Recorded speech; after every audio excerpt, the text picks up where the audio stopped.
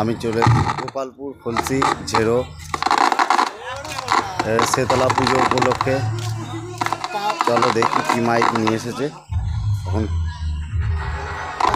আমাদের পাশের গ্রামেই খলসি ঝেড়ো নেপু সাউন্ডকে নিয়ে এসছে। চলো সবাইকে দেখাই। লাইক কমেন্ট শেয়ার করো যদি ভালো লাগে।